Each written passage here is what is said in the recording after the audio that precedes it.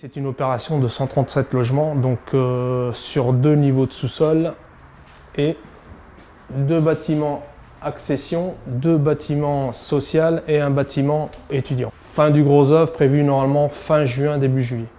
Voilà, pour une livraison du chantier, on va dire fin mars, début avril 2015. Donc les nouvelles passerelles Lussor, on les a utilisées parce qu'on était en chantier de test.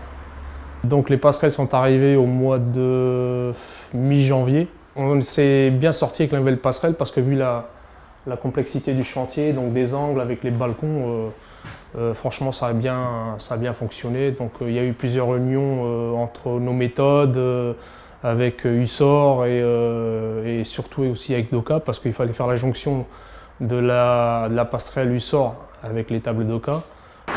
Donc c'est une passerelle en plancher métallique avec un plancher de 2 mètres de profondeur.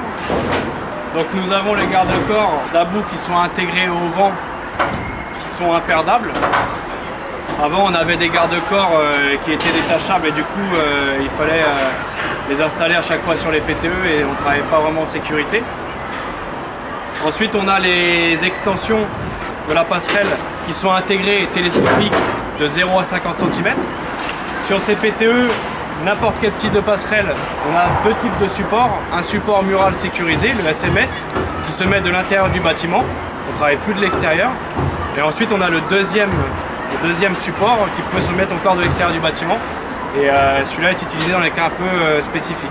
Et une facilité d'utilisation, oui. Surtout qu'on utilise aussi les nouvelles attaches, les SMS. Donc pour les gars, il n'y a plus besoin de récupération de l'attache par l'extérieur, mais si par l'intérieur. Et la facilité de la mise en place des attaches. Sur le haut-vent, on a des ressorts qui sont intégrés qui permettent justement la manutention pour éviter de soulever trop de poids. Les principaux avantages de ces passerelles, donc déjà au montage, on gagne du temps. Les ouvriers, ils ont moins de pénibilité parce que quand ils déplient les grillages à l'arrière, donc ils sont aidés par un fameux ressort et tout est dans la passerelle au fait. Donc il n'y a plus besoin d'aller chercher portillon à droite, portillon à gauche, voilà, tout est inclus dans la passerelle. Donc déjà on perd moins de pièces puisque tout est inclus dedans. Et voilà, pour moi, déjà ça c'est beaucoup de gagner, quoi. Donc après aussi, il y a un point positif sur les passerelles, c'est au niveau du repli des passerelles. Donc de la même façon, donc on redéplie tout en passant tout ce qui est grillage et portillon sous la passerelle.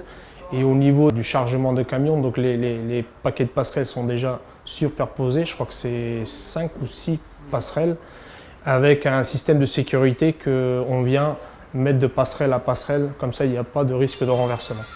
On est passé sur du plancher métallique parce qu'en fait, les passerelles en plancher bois, on avait des problèmes de sécurité.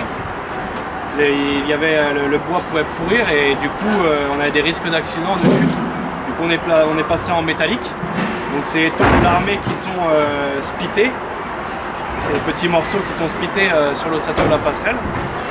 Et avant avec du plancher en bois, il fallait changer à chaque fois le bois, etc. C'était pas évident. Là en plancher métallique on gagne beaucoup en poids. On change pratiquement jamais. C'est un produit qu'on a développé avec Vinci, donc avec les services matériels Vinci. Et avec les chantiers. Donc il y avait un groupe de travail et on a créé ce nouveau produit.